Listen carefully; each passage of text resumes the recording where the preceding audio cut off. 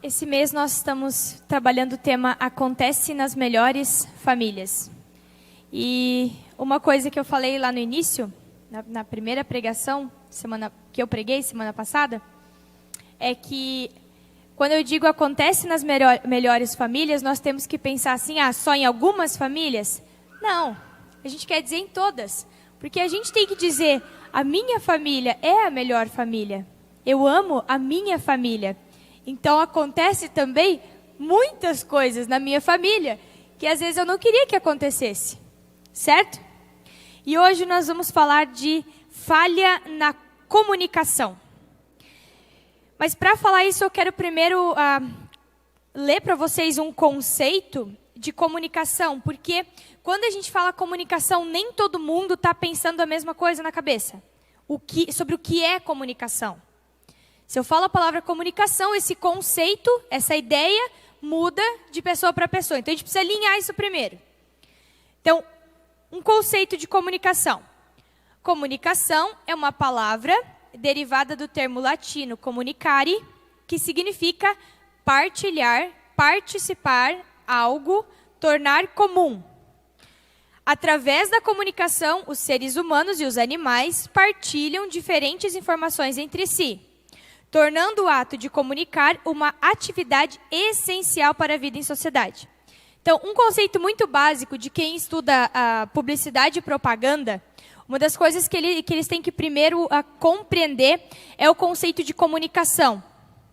Comunicação, meus queridos, não é o que eu quero que vocês compreendam.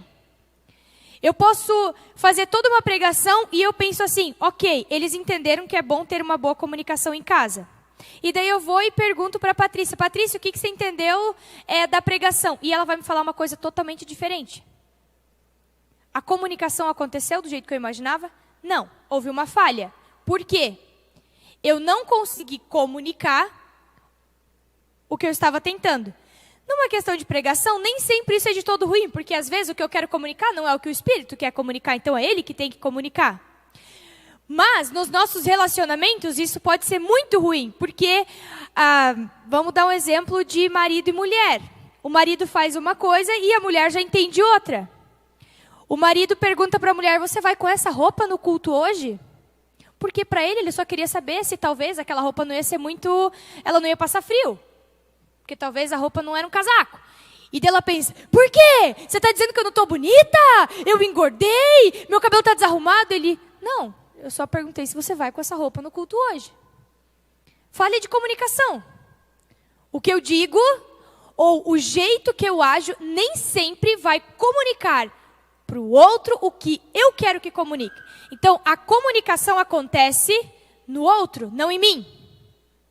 Entende? Não foi o que eu quis dizer. Então você não comunicou. Você falou, mas você não comunicou. E como que eu comunico para o outro? Eu comunico pela minha expressão corporal. Eu comunico pela minha face, pelos meus gestos, pelo meu tom de voz e por palavras. A gente não comunica só por palavras. Porque se eu olhar e falar assim, Baltazar, tu é muito bonito, tá? Mas aí eu falo para Raquel, tu é muito bonita, cara. A Raquel vai acreditar, o Baltazar não. Não que isso seja um conceito importante, Baltazar, mas assim, o jeito que eu falo comunica coisa diferente. E como a pessoa vai receber isso é importante, tá? E talvez esse seja um grande problema do nosso tempo. Por quê? A gente vive num tempo em que a comunicação ela foi facilitada por alguns meios. Porque eu consigo entrar em contato com pessoas a qualquer hora, de qualquer distância. É fácil eu chegar até uma outra pessoa. Pela internet, por telefone. Isso foi muito facilitado. A gente está num período em que a comunicação começaram, digamos assim, a intenção da comunicação foi facilitada. Mas não quer dizer que ela está acontecendo de uma forma saudável. Bem pelo contrário. Talvez ela tenha sido muito facilitada e a gente se perdeu nesse processo.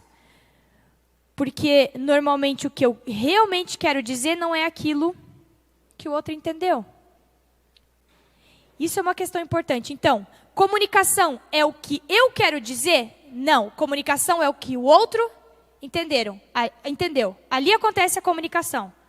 Quando o outro entende aquilo que eu quis dizer. Isso é saber comunicar.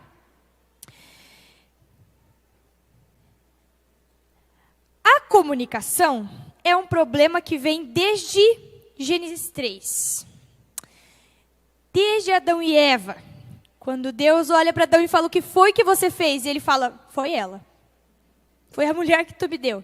Ali, meu filho, a comunicação já foi quebrada, o negócio já não era mais perfeito. E as consequências disso vêm até hoje.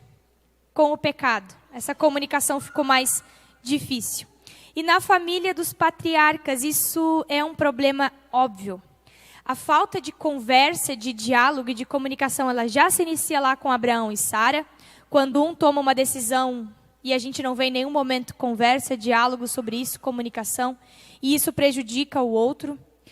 Isso continua, isso se intensifica com Isaac, que era filho de Abraão e Sara, e a sua esposa Rebeca.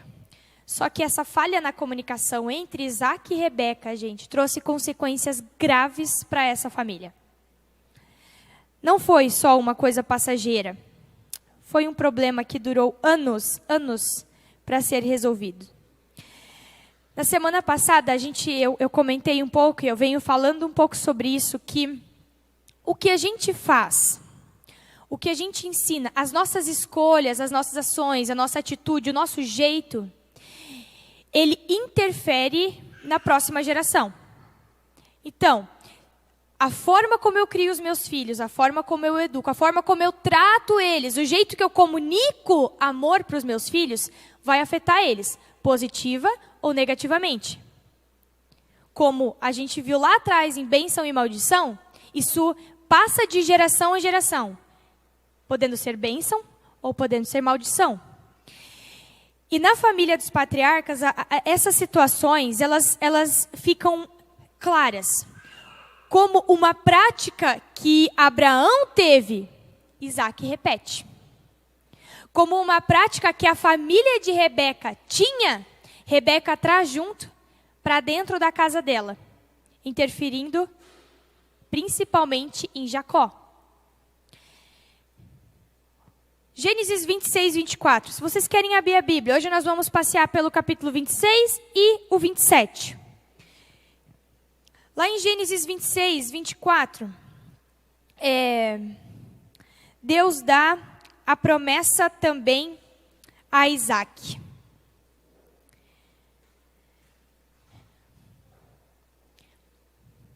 E aqui é uma bênção que passa de geração a geração.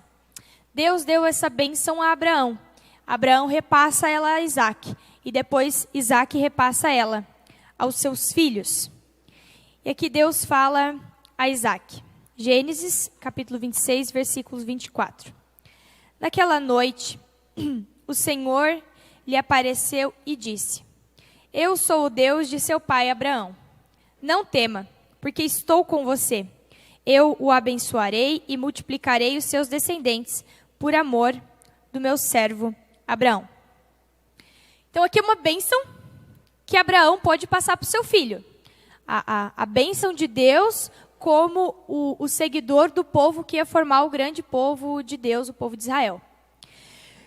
Só que um pouquinho antes, a gente vê que Isaac, ele repete o comportamento de Abraão. Assim como Abraão mentiu 2 vezes sobre Sara ser sua esposa para não morrer, por medo, na verdade, medo de morrer, falta de confiança em Deus, Isaac faz a mesma coisa com Rebeca.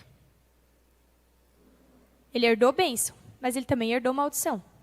Ele também mente sobre Rebeca ser sua irmã. Por medo, por falta de confiança em Deus.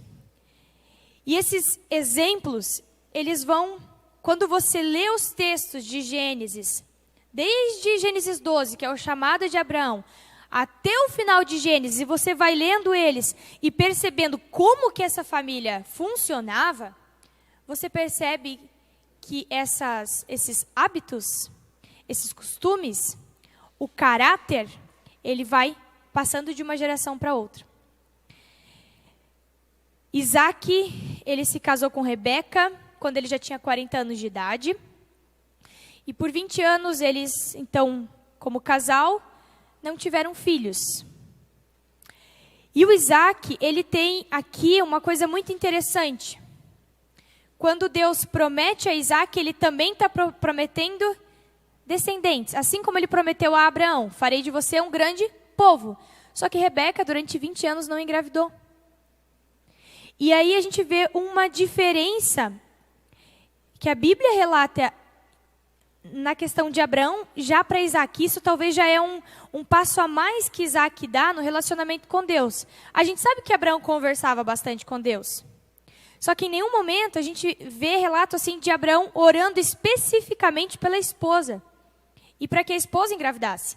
Ele sabia da promessa e eles ficavam esperando. Mas a gente não vê Abraão orando. A Bíblia diz que Isaac orou por sua esposa. E quando Isaac tinha 60 anos, Rebeca engravidou. Mas na época que Rebeca engravidou, não tinha ultrassom ainda.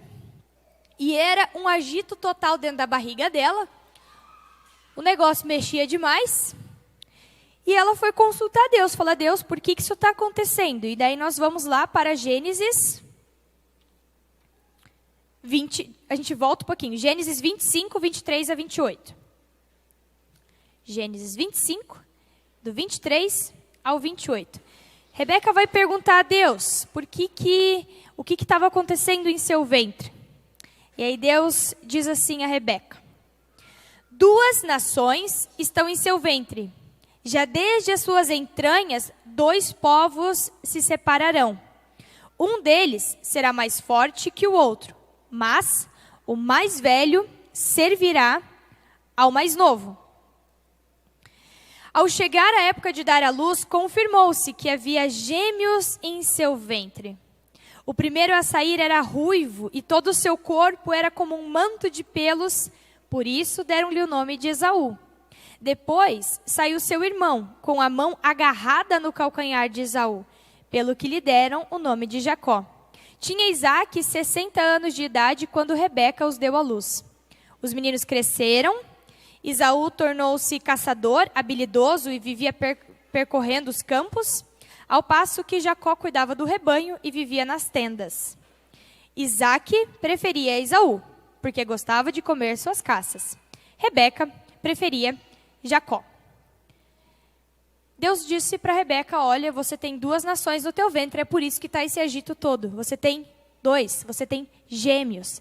Então, antes que eles nascessem, Rebeca já sabia que ela teria 2 filhos. Deus deu para Rebeca uma profecia. Ele revelou o que aconteceria no futuro. O mais velho servirá ao mais novo. Isso, muito provavelmente, interferiu um pouco em como Rebeca agiu como mãe. Depois nós vamos entender o porquê. Isaac já era de mais idade quando os gêmeos nasceram, ele tinha 60 anos. E os 2 cresceram, escolheram suas profissões. Esaú se tornou caçador, Jacó se tornou pastor de rebanho, cuidava do rebanho da família. E como foi a educação desses 2? Como é que era a comunicação entre Isaac e Rebeca em relação à educação dos gêmeos? Como é que funcionava isso? A gente não tem nos mínimos detalhes, olha, eles faziam isso, eles faziam aquilo. Mas a Bíblia relata algumas coisas bem pontuais e bem importantes que a gente, quando entende elas, se liga nelas, a gente percebe o porquê Jacó e Esaú fizeram o que fizeram. Por que aconteceram algumas coisas? A Bíblia tem para a gente alguns sinais, digamos assim, alguns aspectos. O último versículo de Gênesis 25, ali que nós lemos, o 28, diz assim: Isaac preferia Esaú, porque gostava de comer suas caças. E Rebeca preferia Jacó. Olha aqui que interessante. Havia uma certa divisão naquela casa. O Isaac preferia o mais velho, o Esaú, e a Rebeca preferia Jacó. E assim, meus queridos, quando um pai ou uma mãe prefere um em detrimento de outro, O filho percebe isso desde criança. E eles sabem como usar isso a seu favor. Então, com certeza, Esaú e Jacó sabiam dessa preferência e usavam isso a seu favor. Principalmente o Jacó. A gente vê ele usando isso um pouco mais ao seu favor, porque a mãe o defendia. Sabendo que cada um tinha o seu preferido, os filhos buscavam se beneficiar disso, usando isso ao seu favor. Jacó cresceu com uma personalidade traiçoeira. O nome Jacó já significa traiçoeiro. O que agarra pelo calcanhar, ou seja, que age traiçoeiramente por trás, né? O calcanhar fica atrás, então agir traiçoeiramente, agarrar o calcanhar. Esse Jacó, ele tornou-se um mentiroso e um enganador, assim como a sua família já vinha vivendo grandes mentiras. Jacó, ele usava de chantagem, de mentiras e de barganhas para se dar bem na família, inclusive em relação ao seu irmão mais velho. Ele era das artimanhas. Jacó manipulava as situações. E a relação de Esaú e Jacó, ela era uma relação de disputa e comparação. Os textos que relatam sobre Esaú e Jacó juntos, relatam comparação e relatam desavenças. A gente não vê eles crescendo como irmãos unidos. Talvez Isaac e Ismael tiveram uma melhor relação no início, durante a sua vida, do que Jacó e Esaú. Porque tem, bem no final da vida de Abraão, fala que Abraão, mesmo que Ismael foi mandado embora de casa, Isaac e Ismael enterraram Abraão juntos. Ou seja, eles tinham contato. Quem não gostava de Ismael era Sara, mas não significa que Isaac não gostava. Só que Esaú e Jacó, eles foram criados disputando um com o outro. Porque era como se aquela casa tivesse dois times. O time de Isaac e Esaú e o time de Rebeca e Jacó. Era uma casa dividida. E isso gera nos filhos um sentimento de competição. De um tentar provar que é melhor que o outro. Que tem direito mais que o outro. E era assim que eles agiam.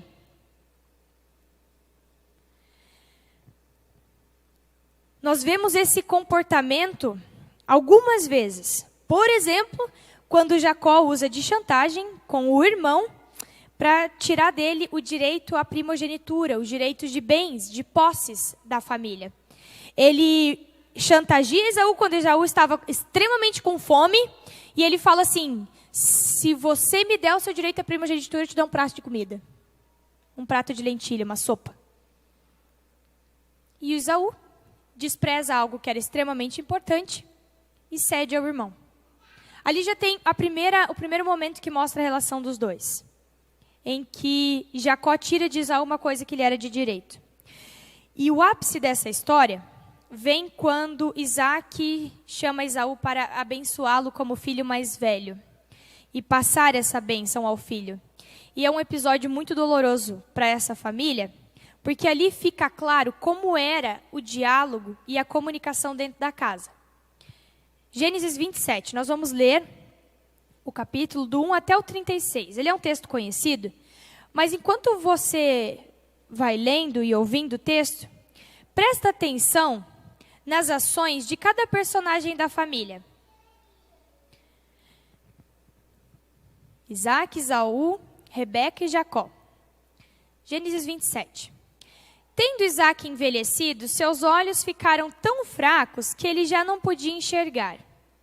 Certo dia chamou Esaú, seu filho mais velho, e lhe disse: meu filho. Ele respondeu: estou aqui. Disse-lhe Isaac: já estou velho e não sei o dia da minha morte. Pegue agora suas armas, o arco e a aljava, e vá ao campo caçar alguma coisa para mim. Prepare-me aquela comida saborosa que tanto aprecio e traga-me para que eu coma e o abençoe antes de morrer. Ora, Rebeca estava ouvindo o que Isaac dizia a seu filho Esaú. Quando Esaú saiu ao campo para caçar, Rebeca disse ao seu filho Jacó: ouvi seu pai dizer a seu irmão Esaú: traga-me alguma caça e prepare-me aquela comida saborosa para que eu a coma e o abençoe na presença do Senhor antes de morrer. Agora, meu filho, ouça bem e faça o que lhe ordeno. Vá ao rebanho e traga-me 2 cabritos escolhidos para que eu prepare uma comida saborosa para o seu pai, como ele aprecia. Leve-a então a seu pai para que ele a coma e o abençoe antes de morrer.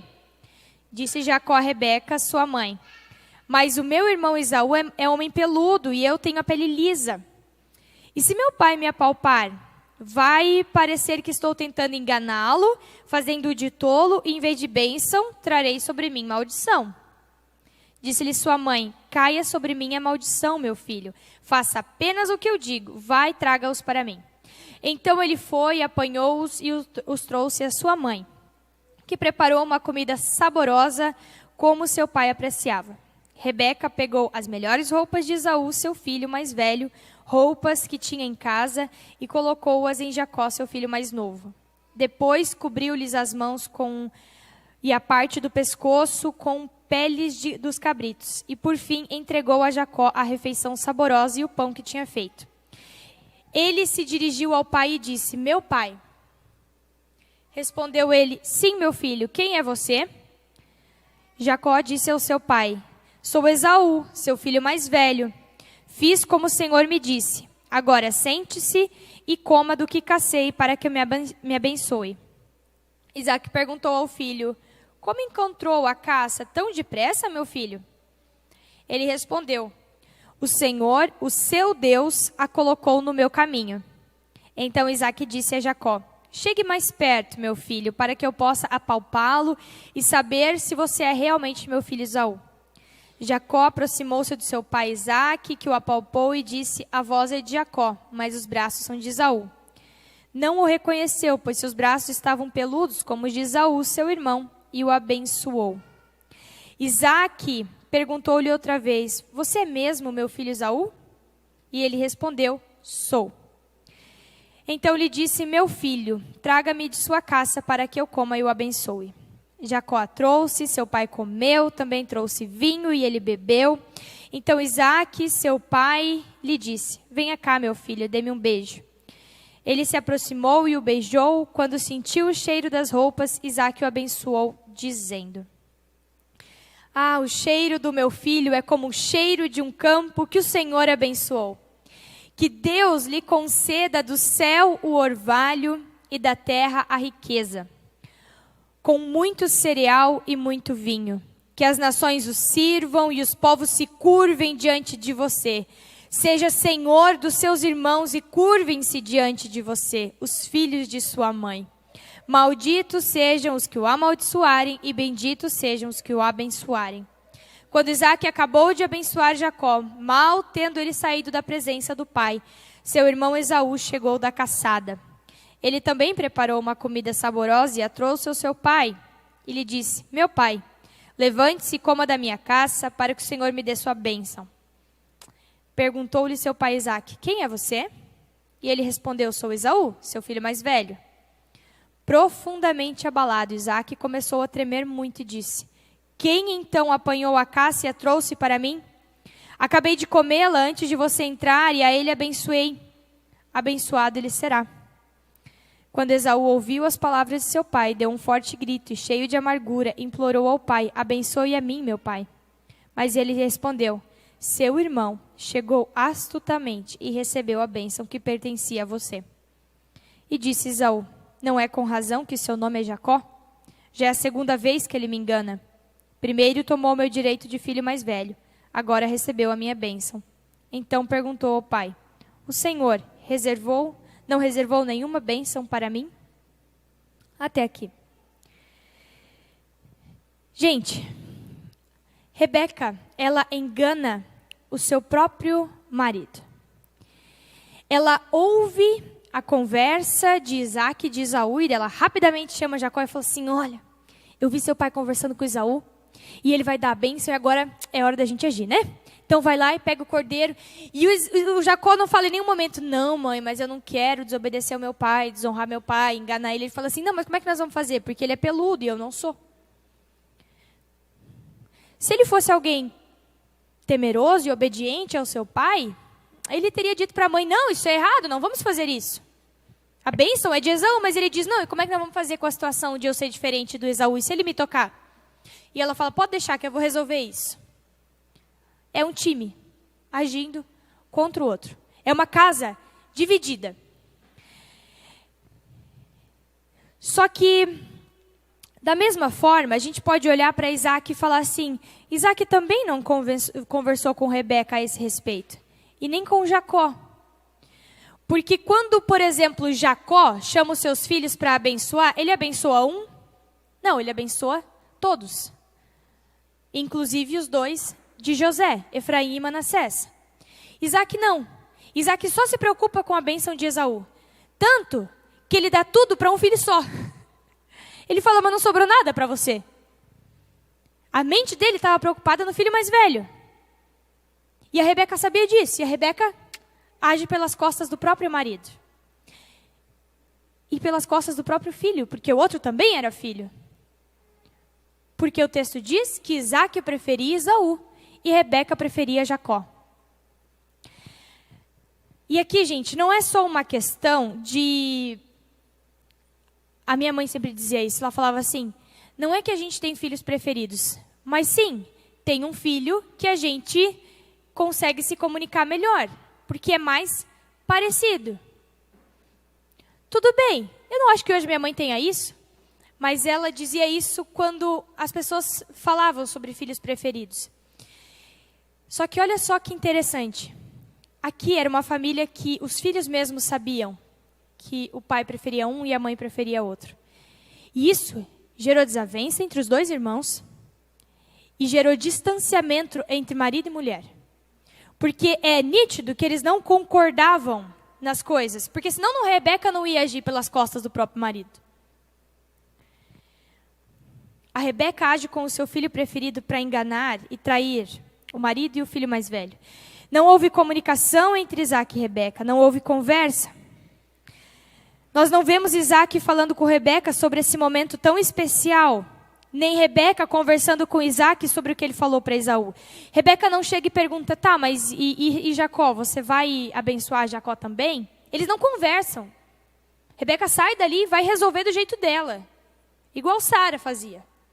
Vai dar um jeitinho na situação. E é uma grande falha na comunicação que gerou traição, mentira, quebra de confiança. E dessa vez, as consequências foram gravíssimas, porque separou a família por anos.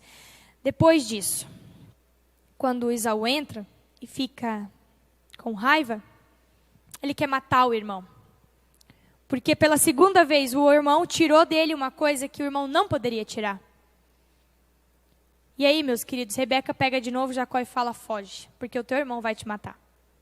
Porque a raiva dele está muito grande. E aí Jacó tem que fugir. Ela fala, foge, vai para a terra da minha família. E Jacó vai lá para a terra onde o irmão de Rebeca morava, o Labão.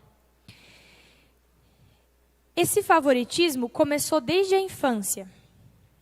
Esses dois times na família, essa separação que havia, essa falta de comunicação, foi provocando situações. E a pior situação foi a separação dessa família. Porque se houvesse conversa e se houvesse diálogo, Rebeca não precisaria ter enganado Isaac. Jacó não precisaria ter mentido para o pai. Ele poderia ter chegado e falado, pai, você vai abençoar meu irmão mais velho? Me abençoa também. Deus tinha um plano para Jacó. Isso nós sabemos também. Deus escolheu também Jacó para ser aquele que ia continuar a descendência de Abraão. Ok, só que Deus também abençoou Esaú. Esaú formou Edom. Edom foi uma grande nação aliada de Israel por um grande tempo. Israel e Edom sabiam que eram irmãos. Israel e Edom não como pessoas, nações. Só que Deus não pediu para Rebeca enganar Isaac. Isso foi uma ação de Rebeca. Lembra que a Sara também deu um jeitinho de ter um filho? Rebeca deu um jeitinho de fazer com que Jacó fosse mais importante que Esaú. Deus não falou para Rebeca, olha, faz o teu filho Jacó ser mais importante que o teu filho Esaú. Faz teu filho Esaú servir a Jacó. Ele falou assim, não, vai ser assim. E Rebeca agiu segundo isso que estava na cabeça dela. E que triste que um irmão fica anos sem ver o pai, a mãe e o irmão mais velho por causa de uma briga, por causa de uma desavença, carregando consigo o peso da traição e da mentira. E o outro irmão, com a raiva no seu coração. Graças a Deus, que Deus trabalhou tanto no coração de Jacó, quanto no coração de Esaú. E anos mais tarde, eles podem se abraçar, se perdoar, e também junto, enterrar o seu pai Isaque. Mas isso foi porque Deus agiu no coração, principalmente de Jacó. Porque quem estudou já a história de Jacó, vê como ele foi mudando essa personalidade traiçoeira, mentirosa e enganadora que ele tinha. O que essa história tem a ver conosco? Ela se parece em algum aspecto com o da nossa família?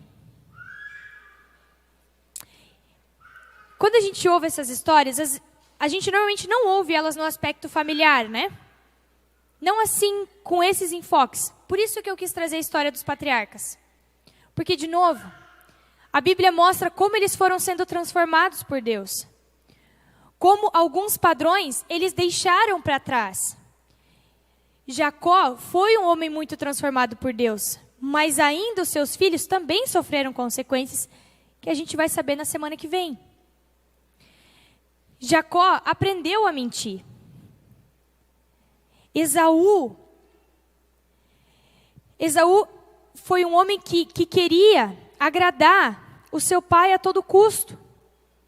Por exemplo, ele escolhe esposas entre o povo onde eles estavam. E ele percebe que essas esposas não agradam o seu pai e a sua mãe. E ele vai buscando outras esposas para agradar o pai. O texto fala isso. Olha como essa família funcionava, que coisa fora da casinha. Quando a gente estuda essas histórias, a gente não pode ficar pensando nas outras famílias, porque a gente tem essa tendência, aquela família desse jeito. Se aquela pessoa tivesse que ir para ouvir. Pense no que Deus tem a dizer para você, para a sua família, a partir desse texto. E aplique a palavra a você, a mim. Essa palavra tem que falar primeiro para mim, não para os outros. Ela tem que transformar a mim, não aos outros. Você consegue ouvir a voz de Deus para o seu coração através desses textos e dessa história? De Isaque, de Rebeca, de Esaú e de Jacó? Alguns aspectos. Primeiro, filhos preferidos. Olha só que interessante. Vamos aplicar isso para a gente. A preferência por um filho gera um sentimento de superioridade nesse filho. Ele entende que ele pode fazer o que ele quiser e como ele quiser. Gera orgulho e autossuficiência. Qual que é o problema disso? O problema disso é que esse filho não saberá lidar com os nãos que a vida vai dar para ele. Crianças, por exemplo, que se sentem autossuficientes, o centro do mundo, que tem tudo, que sempre recebem um sim, quando a vida diz um não para elas não sabem o que fazer com isso, elas não sabem lidar com frustração. Elas ficam desorientadas. Isso pode gerar ansiedade, síndrome de pânico. Isso pode acabar com os relacionamentos dela. Porque em casa ela sempre recebeu tudo o que queria, toda a atenção, ela era o preferido. Mas na vida, nem sempre ela vai ser. Como é que ela vai lidar com isso? A preferência por um filho gera no outro um sentimento de inferioridade ou de distanciamento emocional. Ou ele se sente inferior e tenta agradar os pais a todo custo, tenta chamar atenção, Às vezes chamar atenção significa quebrando tudo, sendo revoltado na escola. Ou ele simplesmente se distancia. Vai chegar uma época que ele se distancia dos pais, emocionalmente. Porque, afinal de contas, ele nunca se sentiu amado. O filho que não se sente preferido ou amado, ele também pode, nessa busca de agradar os pais, nessa busca de ser também especial dentro de casa, ele pode ser extremamente ansioso. Ele pode desenvolver questões emocionais. Isso vai afetar ele pela vida inteira. E o fato de não se sentir amado, quando alguém cresce sem entender que foi amado pelos pais ou por aqueles que o criaram, ele vai buscar esse amor, gente, em qualquer lugar. Meninas que não se sentem amadas pelos pais ou pela mãe, elas vão procurar o mais rápido possível um amor fora de casa. Meninos que não se sentem preenchidos, amados no seu seio familiar, eles vão preencher isso de qualquer outra forma. Pegando um monte de mulher, com droga, com bebida, com o que for. O que nós vivemos dentro da nossa casa, o jeito que nós conversamos, o que nós comunicamos uns para os outros, interfere na gente. E lembra, comunicação não é o que eu quero dizer. Você pode achar que está comunicando legal, mas o teu filho vai dizer, isso lá em casa nunca aconteceu. Eu nunca achei que meus pais realmente me amassem. Pais, vocês têm certeza de que seus filhos sabem que vocês o amam? Vocês têm certeza de que eles sabem que vocês amam eles? O tanque de amor deles está cheio? Eles têm isso firmado no coração deles? Ou há no coração deles alguma dúvida de que vocês estão fazendo o melhor por amor a eles? Pergunta isso para o teu filho. Pergunta. Você se sente amado? Como é que você se sente dentro de casa? Alguns filhos não vão ter coragem de dizer por medo. Isso já fica como uma dica. Por medo dos pais. Porque talvez você está tentando comunicar e ele não está entendendo isso. Isso é muito importante. Você pode estar distanciando o seu filho aos poucos de você. Então, ore para que Deus quebre as muralhas, as barreiras do teu coração que te impedem de chegar até o teu filho e ter certeza de que ele se sente amado por ti.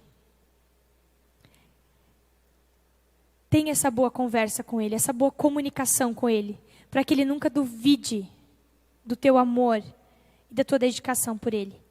Casais, olhando agora para Isaac e Rebeca, o seu cônjuge tem certeza do seu amor por ele? Você já perguntou se ele se sente preenchido, amado por você? Será que há dúvidas no coração do teu cônjuge? Há medo? Há inseguranças? Resolva isso com muita urgência, porque esses medos, essas inseguranças podem acabar com o teu casamento e com a tua família. Vocês podem estar se distanciando aos poucos, deixando a dureza do coração crescer, deixando outras coisas ocupar um lugar do outro. E as consequências serão graves, então tem que dar um basta logo. Eu falei no início que a comunicação hoje ela foi facilitada pelo telefone, pela internet.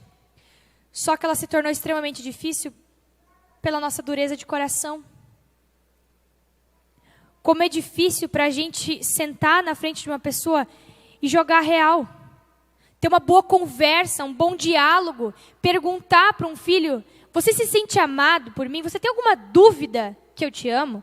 Você tem alguma dúvida de que tudo que eu faço é para o teu bem? Para o teu cônjuge, olha, eu não estou mais me sentindo amado por você. Você está distante, está acontecendo alguma coisa, eu estou te afastando. A comunicação, ela é impedida pelo quê? Porque a gente não tem mais tempo? Porque a gente trabalha demais? Não, pela dureza do nosso coração. Porque a gente se distancia das pessoas ao nosso redor. E aí muitos podem dizer, não, eu não consigo mais me comunicar com a minha família porque eu trabalho demais. É o teu trabalho, quem escolheu foi você. Então é uma escolha. Eu não tenho tempo, eu não tenho agenda. Todas as coisas que estão na tua agenda, tu colocou lá. É uma escolha, sim. Entende? E a comunicação é essencial para a família se manter unida, de pé e caminhar para o mesmo rumo. Filhos, vocês têm sido gratos aos pais pelas pequenas coisas que eles dão a vocês todos os dias? Por eles te acordarem de manhã cedo. Hoje em dia tem despertador para todo mundo, né? Eu não tinha despertador. Eu achava o máximo que meu pai saía da estrebaria. Ele já tinha deixado o café pronto na mesa. Ele saía da estrebaria porque minha mãe já tinha ido trabalhar às 6 horas da manhã e vinha me acordar. Todo dia, no horário certinho, porque a gente não tinha celular ainda. Ele parava o trabalho dele para vir da Aline, levanta a hora de ir para a escola. Eu achava aquilo o máximo. Meu pai fazia isso.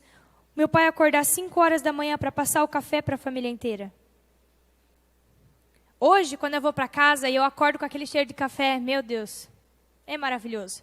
A minha avó sempre fala, a casa do Sérgio da Marlete tem cheirinho de café pela manhã. É o cheirinho do cuidado do nosso pai. Filhos, saibam agradecer, porque se teu pai está saindo cansado para trabalhar de manhã, é porque ele está pensando no que você vai conquistar, na tua roupa, no teu calçado. Se ele chega à noite em casa, e às vezes ele está frustrado, você também pode dizer, pai, mãe, eu te amo. Obrigada por tudo que você faz por mim. Isso pode partir de um filho. Isso pode quebrar o coração de um pai e uma mãe, quebrantar, para que eles abram os olhos para demonstrar esse amor. E como que está essa comunicação nessa casa? Como está a comunicação no teu lar, na tua casa, com as pessoas que habitam ali, debaixo do teu teto? Vocês estão falando e demonstrando o que realmente sentem? O lar de vocês é um lar seguro para falar? Ou vocês precisam ficar agindo um pelas costas do outro, enganando, guardando informação, porque isso ele não pode saber, como é?